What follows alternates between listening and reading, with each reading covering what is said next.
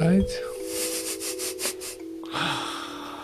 So here we go, the initiate. So come on in, welcome, great to see you. I'm happy that you're here and that we continue with the initiate. And now that all sounds great, the initiate. So is the initiation taking place in you? Well, today we make a great start with that. See, the initiate, you can say, like, you cannot train for it, you cannot become it, you cannot, in fact, you have to receive it. And in order, it's always the same in that sense, in order to receive it, you will have to let other things go, otherwise it's not going to work. It's not like, okay, here's my my human identities right here, here's my Christhood, and now we go and walk along the world with my Christhood and my humanhood, and it's like, no. So in chapter 15 today, we see that that's really something that you believe is possible, and that you think that there's a choice to make, and that you think there's a sacrifice to make too. But basically, and it is also the title of today's meeting, it's like purchase peace. So purchasing seems like there's an exchange possible. And this is the part where it's not going to work, because what would buy what? What can be the opposite of truth? No, it doesn't exist. Reasonably, you can agree with me.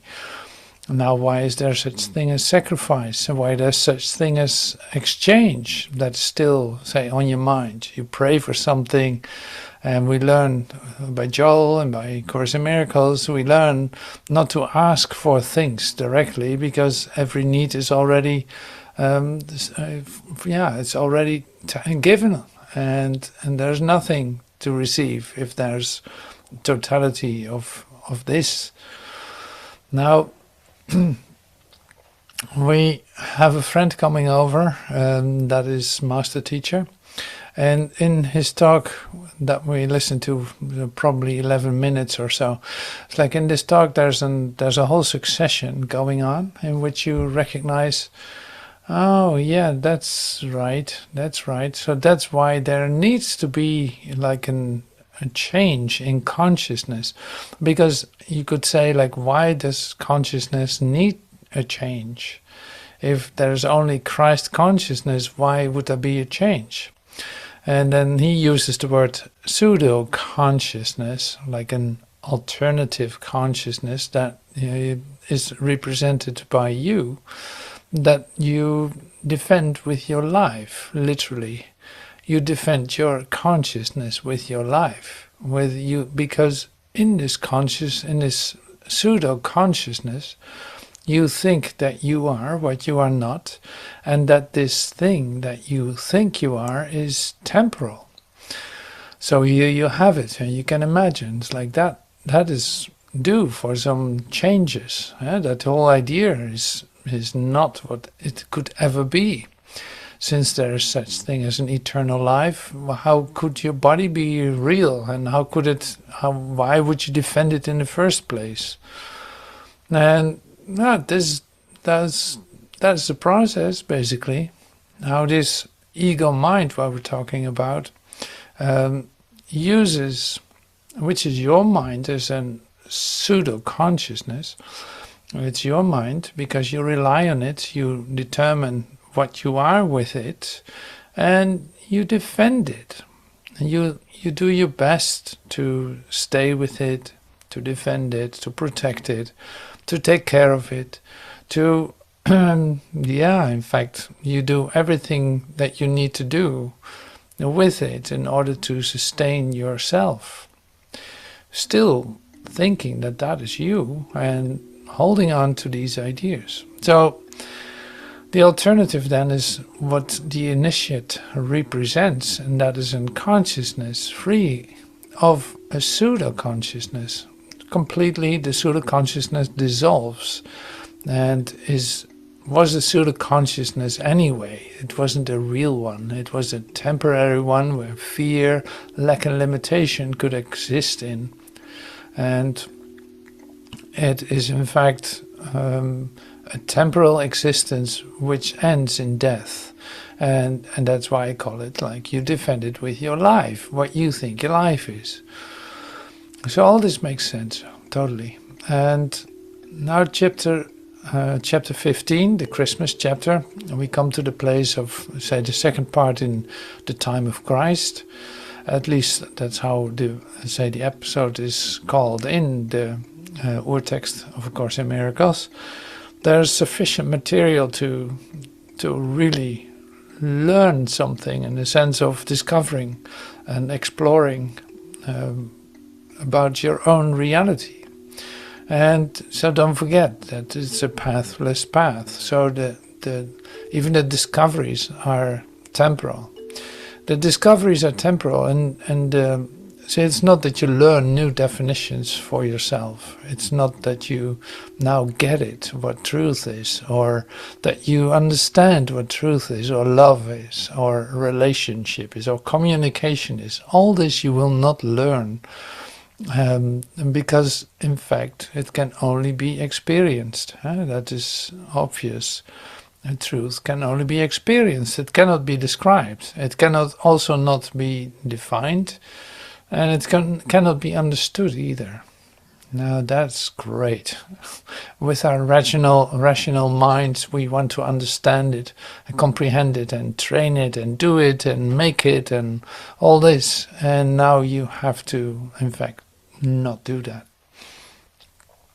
So the thing that you discovered and today is at least that you don't have to do that. So that saves you a tremendous lot of effort and time. And since time, say relinquishment, and also say an effective use of time is, say, highly on the priority list of the miracle worker, you want to speed up time continuously so that in this moment where actually the transfer takes place, where you see the pseudo consciousness dissolve, is in fact what happens. But also, like, you want to get to that as quick as possible because the rest does not make sense. And now you say, like, well, my existence does make sense. It is not a waste, is it? And then I say, like, no, it's not a waste if you give the right purpose, like a relinquishment of it, not holding on to it, but discovering the truth behind it all, and beyond your perception, beyond all your ideas. Then it's not. For nothing, you could say. So now today let's start with a meditation, and this is a bit different because it is the lesson of today, and this lesson of today is literally bridging the gap, you could say, between your Christhood and you as you have defined yourself. This is the body, like hands, feet, nose, ears, eyes, mouth, tongue. All of this we give today, we give to the Christ. So that's in fact not just the lesson of today. It is so literally entering into your initiate state of being. Your initiation, you could say, is right here. So, yeah, this, in fact, it is like, it's not so easy to hear all this. Before you know it, you think you're doing something in order to get somewhere, or you think that that will do it or something. Like you have ideas about it. Now we release those because, in order, you can really say, like, in order to become alive, which is really what is going on, something needs to die, or something needs to fall apart, or something needs to dissolve, and that's something that you don't want to give up. So that's what we're dealing with. So this is stickier and more slippery than you can possibly imagine. So what we're trying to do is not make a bigger, often different image of you, or discovering more characteristics of you. No, this is about relinquishment of self and allowing a metamorphosis to take place that will shift your consciousness completely into an intensity of passion that would throw you off your chair. So then you recognize, oh, something happened. Up to that point, in fact, you're resisting it. You're trying not to let it happen. So that's what we're dealing with here. So that's also the idea of coming to life is really like, when you come to life, it will feel like you're bouncing off the walls. And it's not just a subtle thingy-dingy. Like, no, there's something really happening because you're opening your consciousness. Suddenly there's communication. Everything shifts and changes by that. So that's what I want to give before we listen to this. It's not just the lesson of today, because the lesson of today doesn't exist in that sense. So this is a lesson that comes to you. You can learn it now. It's like by completely being present here. And that's huge. Like, that's huge. So it's entering your sanctuary. That's where we're going right now. And your total honesty. And in that you cannot see how much you're resisting this, that you cannot see what is going on, but you know for sure that you want to hand over everything. Even the idea of willingness can be given to you, because you will say like, yes, this is what I want, and then still not receiving it because you don't want it. So here's the willingness to receive this can also be given you. Now with that humility, you could say, we enter into this sanctuary.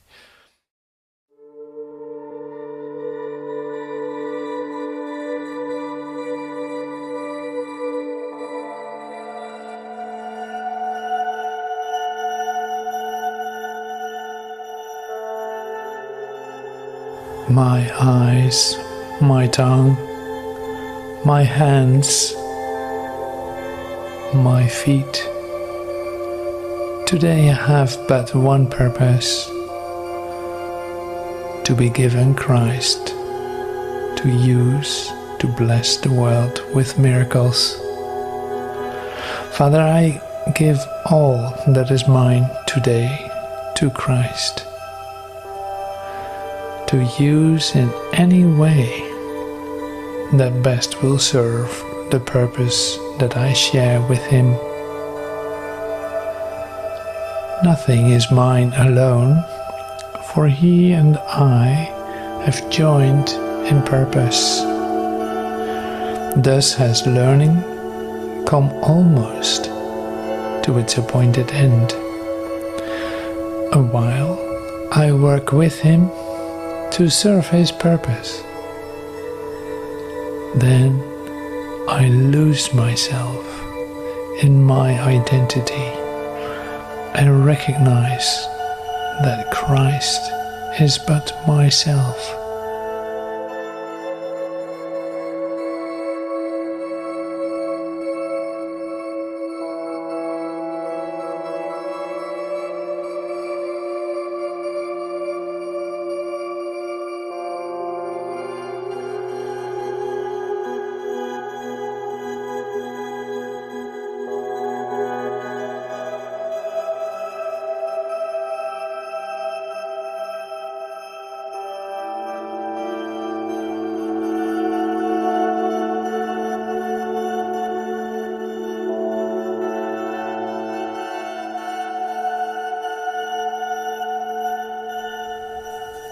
Mes yeux, ma langue, mes mains, mes pieds aujourd'hui ont un seul but: être donnés au Christ pour qu'il les utilise pour combler le monde de miracles. Père, aujourd'hui je donne au Christ tout ce qui est à moi afin qu'il l'utilise de la manière qui servira le mieux le but que je partage avec lui. Rien n'est à moi seul, car lui et moi nous sommes joints dans un même but. Ainsi, l'apprentissage est presque arrivé à son terme. Je travaille avec lui pendant un temps pour servir son but. Puis,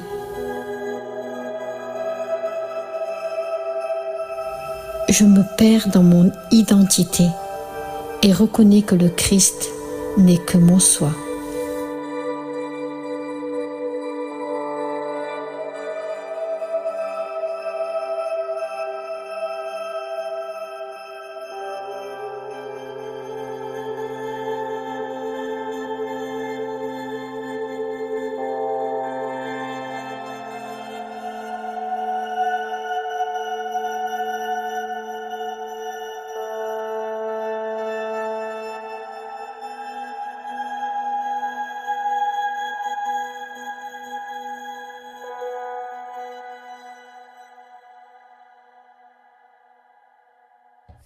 Okay, so that was the meditation. So thank you so much for joining. And yes, I should have put on my glasses. So the image was not very sharp, was it? No, that was purposefully done. All right, so starting, just we have to do some reality check before the Christmas celebration brings us to sleep. That is not necessary. So this is a reality check, and Master Teacher is helping us with that by helping us to change our mind about time. So we're listening to 11 minutes of Master Teacher in this talk in God's country place, and it's all about time. So let's listen to that. On the back side of this tape, and the other side of the tape is making these very pragmatic statements of truth, that time is not sequential. Okay, that is, the time being consciousness of association of thought or a space, really, is not sequential. And finally, if there is only a single time, okay, this moment, that would be as close as the idea of time could get to no time. These are abstractions, but I'll give you the thoughts anyway. Any reasonable mind can see that eternity, that is no time, is the opposite of time. Now you can then do all sorts of machinations with your mind in relationship ideas of associations between beginnings and ends. And you call this life. And indeed it is life, but it is in conflict finally with, or it is a disassociation from eternity, or the single certainty of truth and wholeness. These are, and you can get into Socratic discussions about time and no time, and the numbers one, and the impossibility of two, and the certainty of subjective reality. And that's fun, and a lot of you guys like to hear it. We'll do that. Let's get into quantum, and we'll make statements that everything contains the whole, or everything is going on at one time.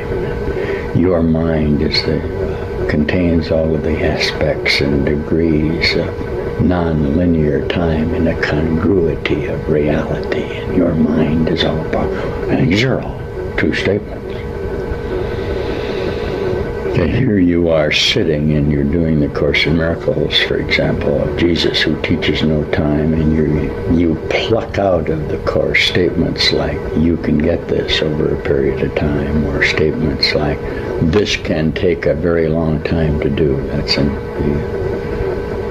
the teacher's manual. Because we have given you, and we cannot take from you, the mechanism of decision within a perceptual framework. And that, dear brother, is what linear or progressive time is. Okay. Now let's get to what you don't want to talk about, great philosophers. What you don't want to do is make application of your pseudo philosophies into the psychology of the forgiveness of your past frames of reference. And the reason I want to put this on is yesterday on the tape I said something about the silliness of sneezing in the middle of a talk, which took a little time for us to do. We have a brother here. We're at God's Country Place, incidentally, so we don't get into this too deeply, and we're sitting at the kitchen talking about this being the time of our salvation, about this being the time when the decision was made for our transformation, and that in fact it did occur. What does Jesus say? Time is a sleight of hand. The free willists do not like the idea that everything has been determined, and we will give them total freedom within the determinist framework of the inevitability that all time is past, but we will not allow them to have the will to annihilate, because the will to annihilate or to obliviate is impossible. Now, since you are in what you call sequential time, let's back it up a minute here. I got off the track. Now, here we go once again. You are nothing but a conglomeration of grievance. Okay? You have brought with you into this framework an idea of lack or need or defense or attack. You might just as well stop, philosophers, with what you're doing right now and take a look at the associations that you have brought with you in this particular karma frame of reference, the images that you have projected from yourself. You must, if you're going to do this course in initiation, if you're going to come to me, if you're going to make declarations of your need for transformation, you're going to have to go to the fundamental issues of the refusal of you to accept the inevitable statement that you are inflicting pain on yourself. Until you get that, you don't have anything. Until you make the admission, and this is what Master Jesus, this is really all the Course teaches. Okay, I know you don't want to hear it, but we might as well start with the premise. There's no sense in telling me that you're practicing forgiveness. That's absurd. Practicing forgiveness is an attack on reality. Yes. Everybody smiles and says, yeah. Well, I'm certainly working on giving up my grievances. What absurdity. You are nothing but a grievance. Somewhere within your framework, you really believe in this dream that you have constructed and placed these images outside of you in this little, wherever you think you are, dismal alcove, Jesus calls it. You are letting these dream thoughts that you send out come back and attack you. If that's not hallucinating, what is it? But that being said, until you're willing to address it in relationship with yourself, there's no sense in coming to me with all the philosophies. There's a lovely so-called transpersonal psychologist named Ken Wilber, maybe you know of him, who wrote some lovely notations of the merger in advancing of consciousness in the evolutionary process to the certainty of truth. And he presents it beautifully till he reaches a point of his own psychology, and then he makes inane statements like, I wish my guru would go up to a mountaintop so I wouldn't have to judge him, so that I could put him separate from my own reality. He makes no real attempt to judge himself in relationship with the illusion. My direction to you is this: you have all of the power in your mind. The only time the transformation can occur is now. If you will give up your previous associations of yourself in this sequential time, you will undergo, as we said on the other side, a change in the quality of the time. Okay, and this is really what forgiveness is. There are elements contained in this teaching that smack of detachment to the point of surrender. Okay, you obviously, you guys on this really so-called serious spiritual path have the notion that you are going to understand God. You are very determined that within this framework of your grievance and limitation, you will bring to whole truth, okay, your ideas about what God ought to be. But if we use the word surrender, you don't like it. Well, I know, but let's all get together and pull together, and we can solve these problems. So how do you solve the problem of death? Your mind has already constructed the problem of termination. This is the whole notation that you're sequencing time, isn't it? And I say, well, don't do that. How do we do that? How can we teach that then in the psychology? Okay, I'm going to tell you how. You ready? Here's what I teach. Die now. Okay? We got them now, haven't we? Rather than putting off the inevitable, and I assure you, everyone comes here for no reason but to put off the inevitable. How absurd. Is there another choice, okay, between fending off or protecting myself from disease, sickness, and death, and disharmony, and jealousy, and hatred, and greed, and finally dying? Is there another choice? Yes, of course. There's a choice not to participate in it at all.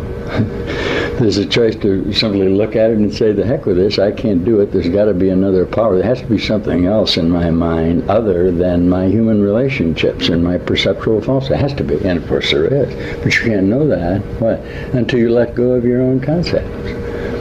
Is this forgiveness? Well, yeah, naturally it's forgiveness. It's resist not evil. It's turn the other cheek. It's walk the extra mile. It's serve your brother. Why? You're only serving yourself. Why? You're only forgiving yourself.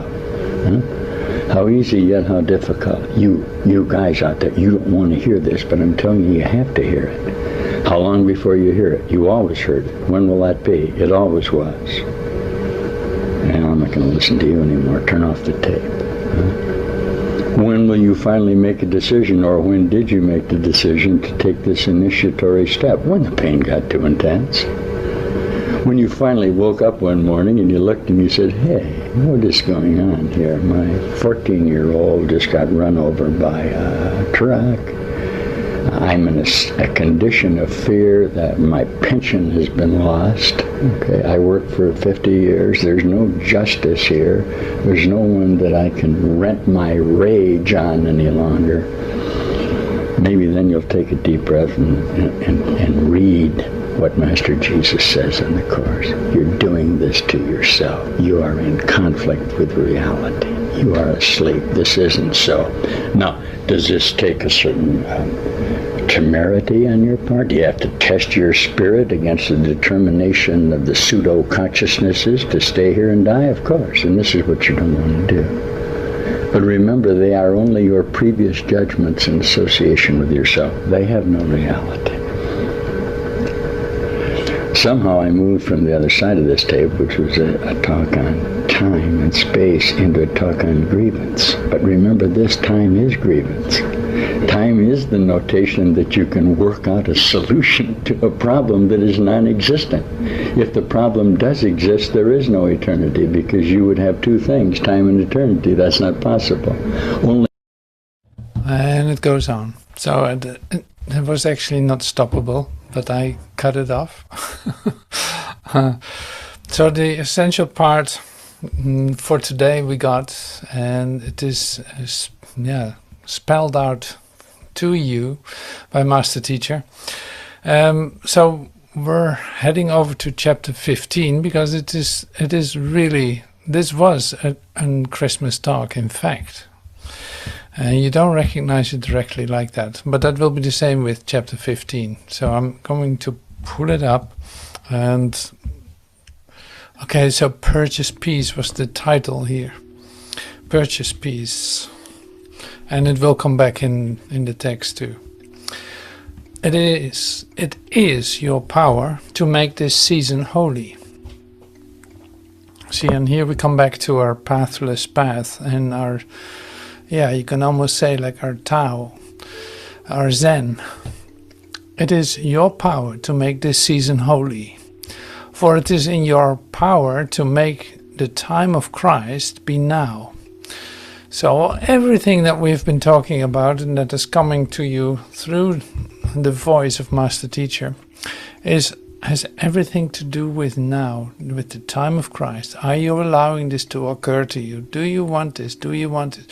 And can you stop denying it? And on and on and on. That goes on.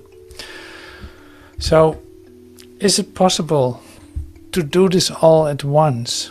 Because there is but one shift in perception that is necessary. It is possible to do this all at once, because there is but one shift in perception that is necessary. For you made but one mistake. It seems like many, but it's all the same. For though the ego takes many forms, it is always the same idea. What is not love is always fear, and nothing else. What is not love is always fear, and nothing else. It is not necessary to follow fear through all the circuits, routes by which it burrows underground. I will read this again. It is not necessary to follow fear through all the circuitous routes by which it burrows underground and hides in darkness, to emerge in forms quite different from what it is. But it is necessary to examine each one as long as you would retain the principle which governs all of them. So then you come to the simplicity of it. But when you are willing to regard them not as separate, but as different manifestations of the same idea, and one you do not want, they go together. So that's quite a sentence, isn't it? So, but it's good. It's like, this is good because in fact you're discovering that it has all to do with the same idea. What is not love is fear. That's all. It's just fear. You're afraid because you have an idea of separation. You are afraid. You are afraid. You're not in your natural habitat, you could say. You're not in heaven. So you entered into time. Now you become fearful. Now the forgiveness part, I'm bringing this back into almost like a mechanism. Like the forgiveness part is then to allow yourself to return back to this present moment. In fact, to dissolve back into this present moment. To release the ideas of time, to release the ideas of form, to release the ideas of complexity, of differences, of human relationships as you know them, of bodily concerns as you know them, of political concerns, financial concerns, justice concerns as you know them. Like all of that is going to be released to come back to the present moment. Now this is in fact the basic mechanism that's going on in recognizing yourself as the initiate that you are. And that takes care of the complexity as the ego wants to present it to you. Like you, in your human mind, you're making things like, no, it's not the same, it's different, it is that, and here you go, your little conflict, working out your tantrum in this little conflict that you perceive, which is so intense for you and so obsessively, say, attractive. It pulls you out of your center because you think there's something wrong. You think there can be such a thing that literally needs to be solved. Like that is, of course, just one mistake. Whatever you think needs to occur is just one mistake. There's nothing that needs to occur in that sense. If you stay right here, there is no karma drama. There is nothing that can pull you away from your peace. There's nothing that needs to be sacrificed in order to achieve a state of peace. You know, that's why the title Purchasing Peace is like, no, you give up the idea of that you have to sacrifice something in order to experience peace. No, there's never that question. So the only thing, and this is so hard to get because it's basically at the end of you as this, say, managing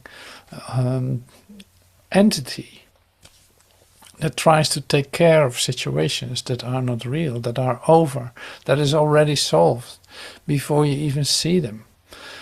So that's the difficult part. So you perceive a world, and of course you perceive problems, and they announce themselves full force with all temptation, all colors, all sounds, all feelings, all emotions rising up high to announce that there's something wrong. It's like this is the big human drama playing itself out, and you engage in it. You are part of it. You admit to it. You say like, yes, there's something wrong. Now we have to take action in order to correct it back. And you don't recognize it as the one mistake. Like there's a fear that is speaking to you and saying like there's something wrong. Now instead of seeing that as the one mistake that you can make, thinking that there's an opposite to love, and then you're lost in it. When you return back to it, to the center of your being, when you come back, or when you only have to release, in fact, this mistake that presents itself in many different forms. You only have to release that idea that there's something wrong in order to experience peace. The peace is already here. So this is in fact what is being shared in this part of chapter 15.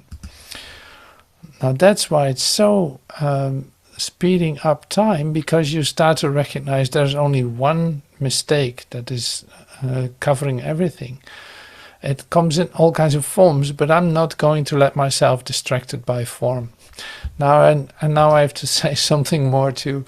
It's like the funny part with the human mind, even though it's like the spiritual seeker, you could say, like in your spiritual awakening, you discover this principle that there's only one mistake to be made, and now what does your mind do? It wants another mistake. It looks for another mistake, and it will find it. It's like, that's just hopeless. It is hopeless. It cannot be true. You prove to yourself it cannot be true that there's just one problem and that it's going to be solved by me releasing it, releasing my ideas about it. So that's why Master Teacher said too, is like it has to be brought back to the recognition that you're doing this to yourself. There's only one mistake. Now you recognize that. So don't look for other mistakes. There is not another type of mistake.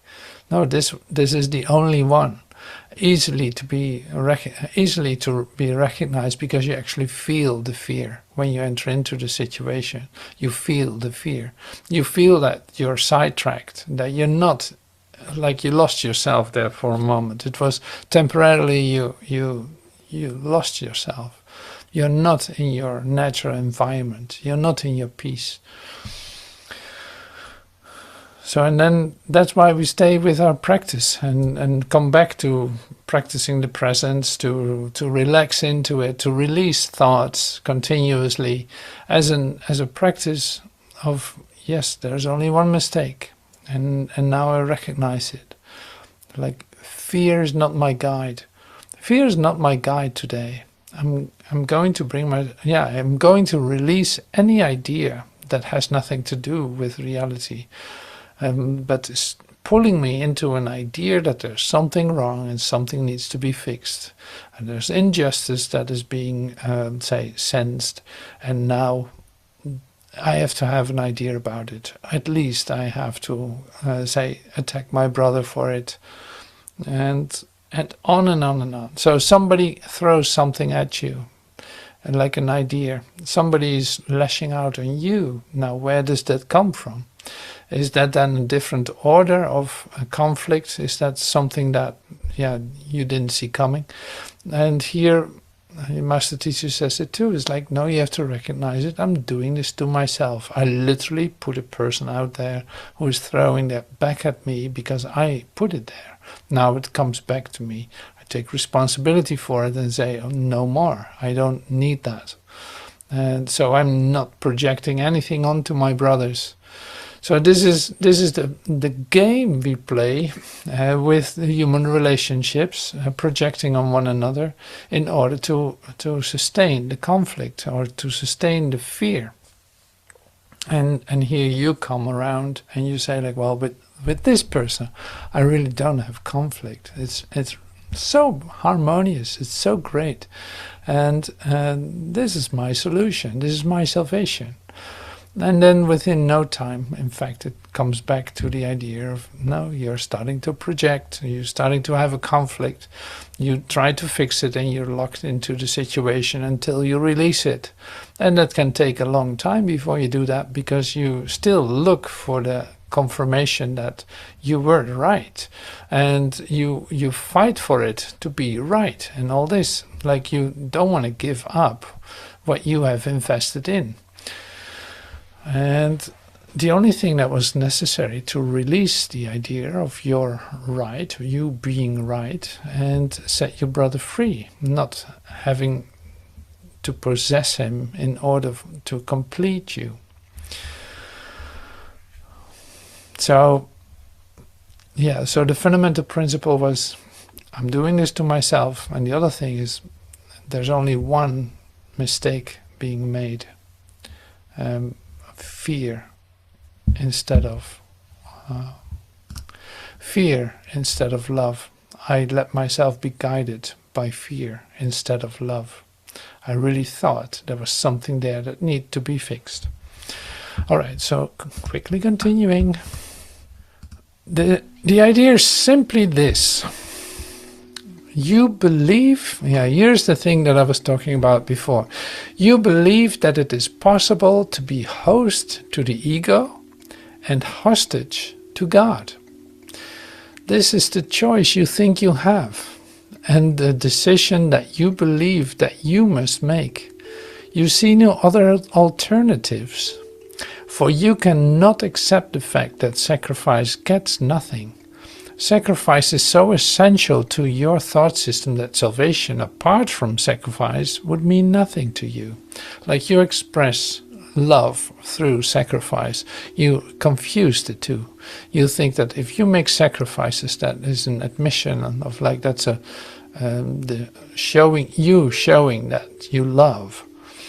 And you have practiced this in your relationships for sure. I did, absolutely. So the idea is simply this. You believe that it is possible to be host to the ego. You have an ego mind that you deal with ideas of a world, and that you have to solve problems, and that you perceive problems, and that you have images that are attractive to you and some are disgusting to you. So you make a difference in that, and in that you build your own identity. Or hostage to God. It's like it's either one or the other. So when I'm host to the ego, I'm in fact trusting. I'm trusting my self-identity. Now, who is not doing that? Like, who doesn't do that? You trust yourself.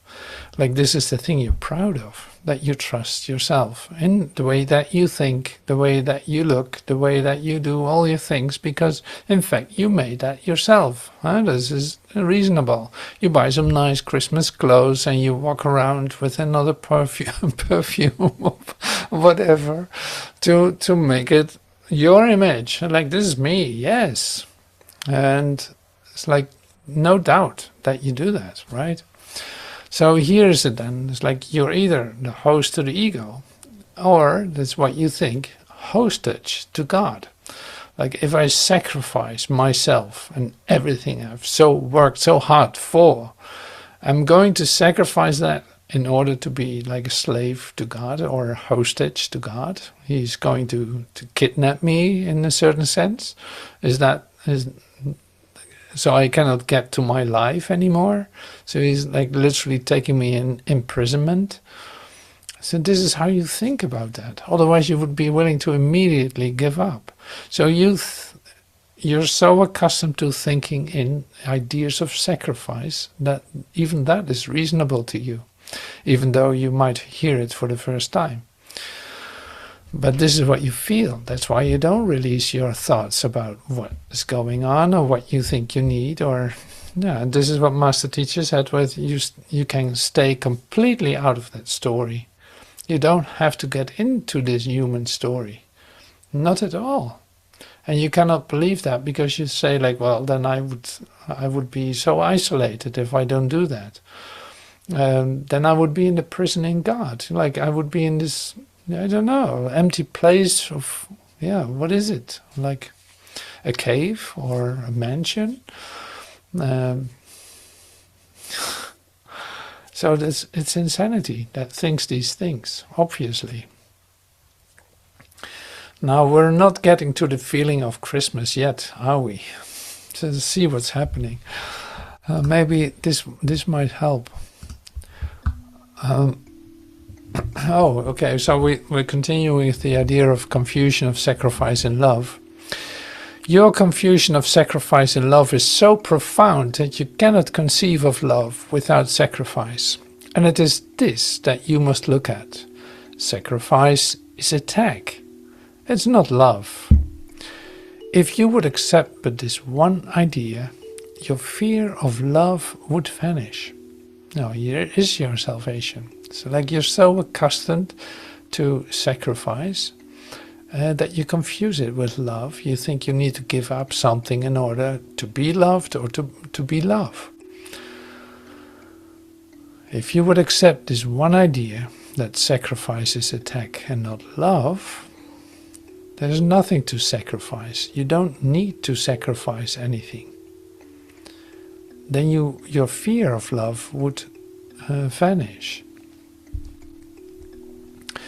Guilt cannot last when the idea of sacrifice has been removed. For if there must be sacrifice, as you are convinced, someone must pay, and someone must get.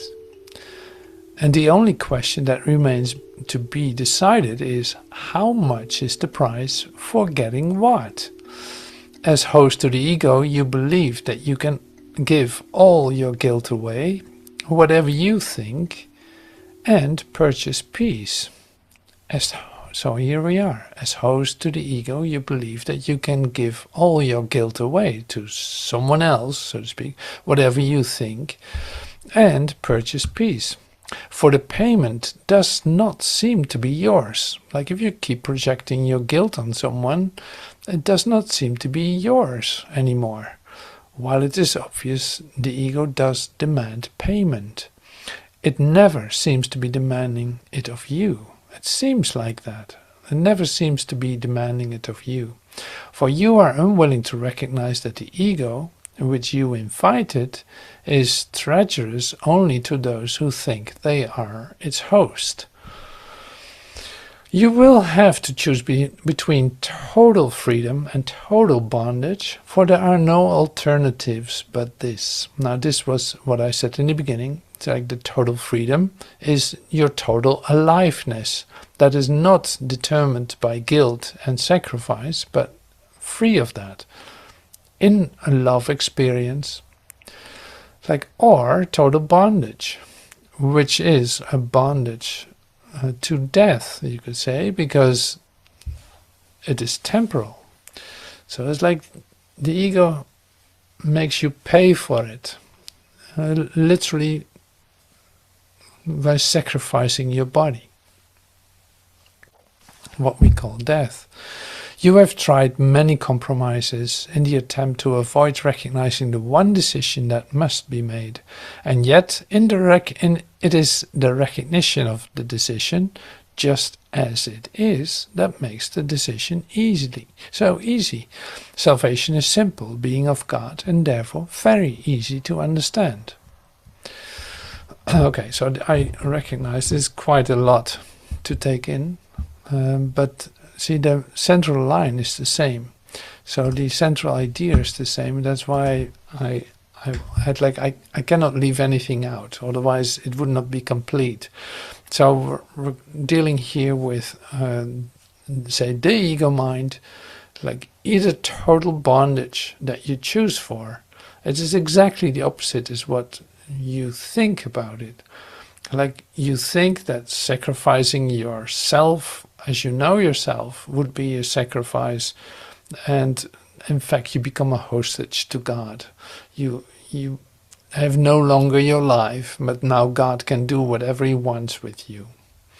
and you don't trust that really. That's how you grew up. Like that's how you made yourself and how you've been demanding yourself, defending yourself. So don't forget that. So that's why it takes a moment to get used to this idea. And that's why it's so essential to actually be confronted with it. But this is the game that you play with yourself. And as long as you play that, it sustains, it runs forward, literally projected in the future by fighting against putting off the inevitable, with the agreement that the inevitable is going to happen. So you don't want to die, but you do everything you can to stay in the line in order to die, in fact. By holding on to your self-identity. Now, this is very conceptual when I say it like this. So that's why ideas like releasing fear in order to feel love comes closer to your Christmas feeling, probably. Like, yeah, this is a very loving procedure. And it's not even a procedure, really. It is really an occurrence that is happening to you. So you can try, like, what do you have to lose by trying to release your ideas about yourself for just a moment in order to come to a different experience?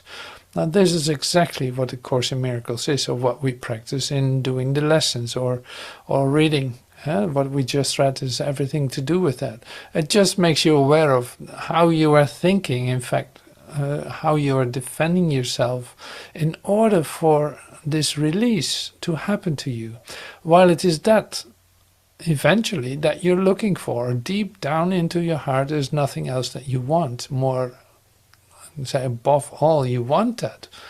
So that's why it's so conflicting. You don't want to give up, you don't want to, you want to hold on to your self-identity, thinking that you miss out on something if you let it go. And then on the other hand, you want to be free of it because it doesn't serve it what you're looking for. It will never be satisfying in that sense. It will never fulfill you completely, because it isn't a natural place where you find yourself. So the idea of letting that fear construct go, entering into a deep experience of the love that you are, will make you feel right at home. So that is a very great occurrence. It is what the real Christ celebration is. Coming to that, dissolving back into that, just like we said in the meditations, like. So you practice this for a while, your hands, your eyes, your ears, and your mouth, your tongue is being used for that, to give yourself away to your brother, to recognize this is what's going on. And then suddenly you literally dissolve into the Christ that you recognize yourself to be. Now this is the whole occurrence, and the only natural thing that can happen in time. The only natural thing that can happen in time. Suddenly you recognize yourself as the love that created you, being a total extension of that. Now that is coming closer to your, say, Christmas idea. So anyway, this is lovely to. You see, we can continue and continue. It is, in that sense, never finished. No, it's always fresh and brings in something, a new angle or perspective, giving clarity in the moment that you can receive it. And I'm seeing that it's amazing. I probably have heard this tape of Master Teacher many times. I don't even know, but now it was like, oh, here it is. Like, wow, he actually tells you the whole procedure. Like, beautiful to read that, to listen to that, and to read it if you want. So that's so great. So thank you for listening. This was what I wanted to share with you today. And Merry Christmas, and a happy Christ being born in you. A happy release of all sacrifice ideas, and yeah, and rejoicing in the freedom that is given. Thank you for everything. Thank you so much.